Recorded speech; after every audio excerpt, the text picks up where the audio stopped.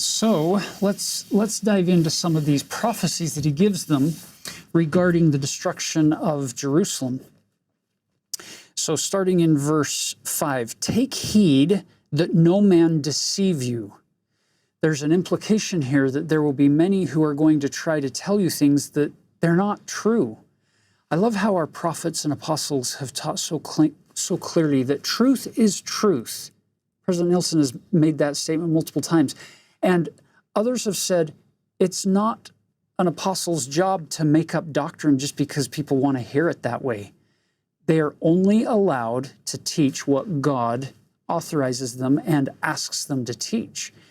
And they're not going to deceive you.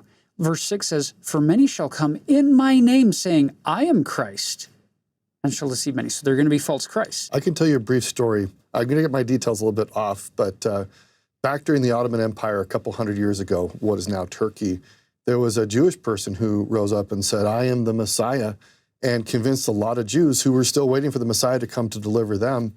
And the Ottoman authorities were not super pleased with this guy. They captured him, brought him in, and they gave him a choice, either convert to our religion or lose your life.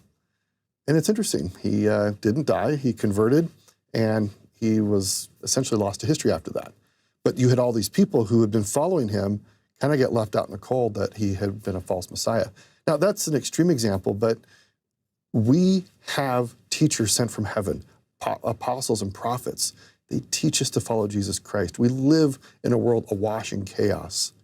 And there's safety in knowing what the truth is by listening to the prophets. We don't have to be led astray by the whims of men. So let's just pick up a couple more of these verses. Verse 9, and many false prophets shall arise and shall deceive many.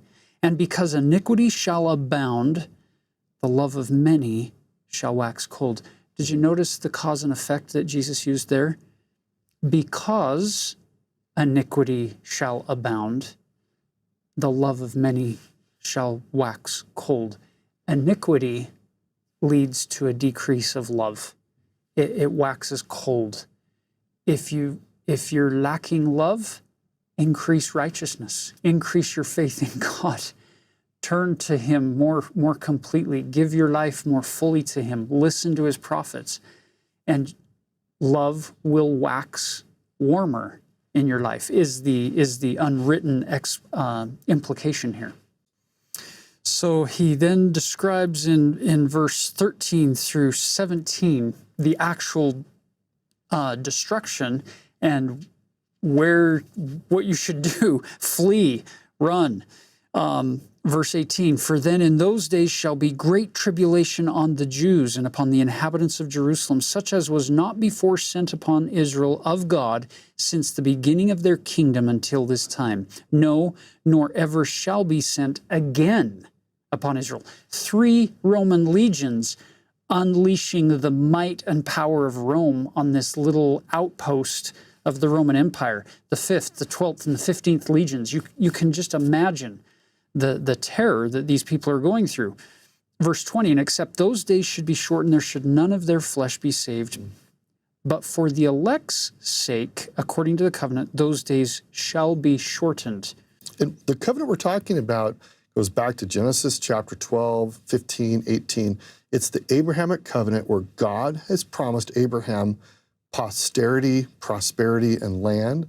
And God is saying, because I've made a covenant to offer that to his children, I am not going to allow all these people to be cut off and destroyed. And interestingly, you could connect this similarly to the Lamanites.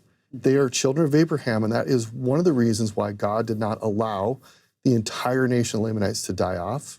But he, like he's doing for everyone today, inviting them back in, reminding them, here's the covenant I've made. You all have access to it. Please be loyal to me. So that's kind of in the background of what's going on here.